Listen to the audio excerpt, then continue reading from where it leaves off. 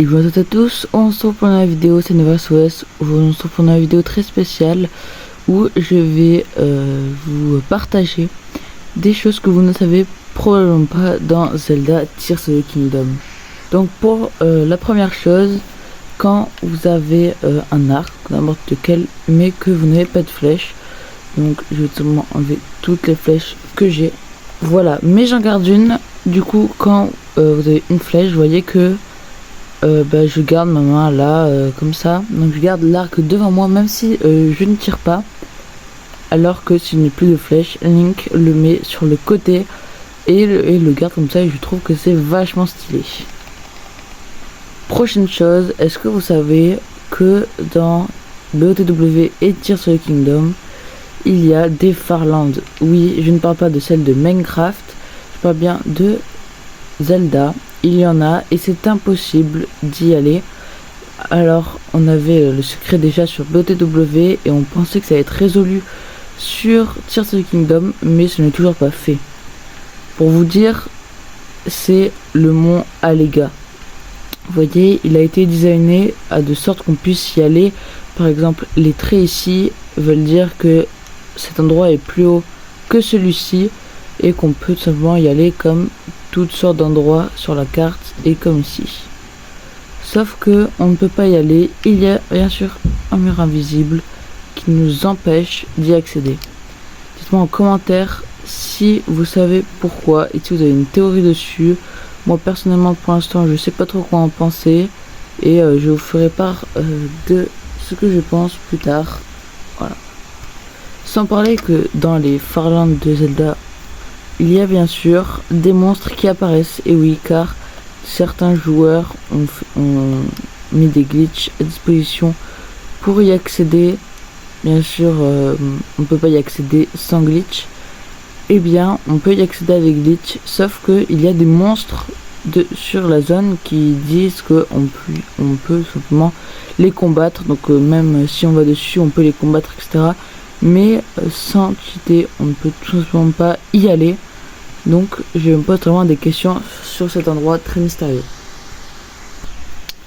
Troisième chose, donc il faut savoir que si vous regardez sur Super Solus, pour avoir quelques sanctuaires que vous n'avez sûrement pas eu le temps d'avoir et que vous voulez faire le 100% comme moi, eh bien il y a des sanctuaires qui n'ont rien à voir avec les tours. Oui, comme par exemple ce sanctuaire ici, et j'ai regardé vraiment sur toutes les tours à côté, comme la montagne de l'Anel ou le plateau Zoran. Ce sanctuaire n'est dans aucune des tours. Eh bien, elle n'y apparaît absolument pas. Donc il faut s'orienter avec les racines, car les racines sont collées avec les sanctuaires. Par exemple, si là il y a un sanctuaire, il y a une racine, au-dessus il y aura un sanctuaire, ainsi de suite pour toutes les racines. Si là il y a une racine, au-dessus il y aura un sanctuaire.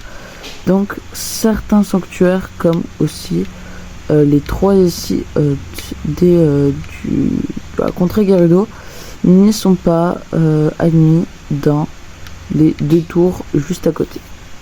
Quatrième chose que vous devez savoir ou que vous ne savez pas sur Tears of the Kingdom, le temple du temps a un secret. Enfin, c'est pas vraiment un secret, mais si vous allez tout en haut du temple, eh bien vous allez avoir une épreuve spéciale.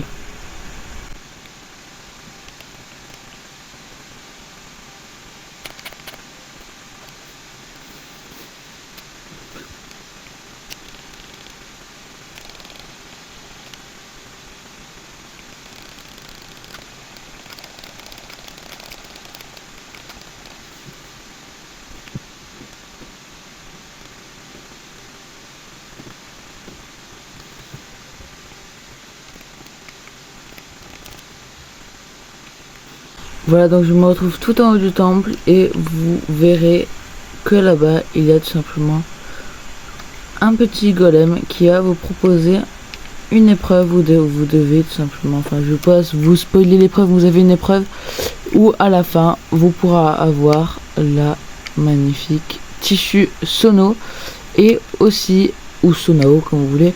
Il vous expliquera tout simple, il vous expliquera tout simplement l'histoire de l'île céleste du prélude. Donc je vous invite à faire l'épreuve. Elle est un peu compliquée, mais en vrai si vous avez beaucoup d'endurance, ça devrait être assez facile.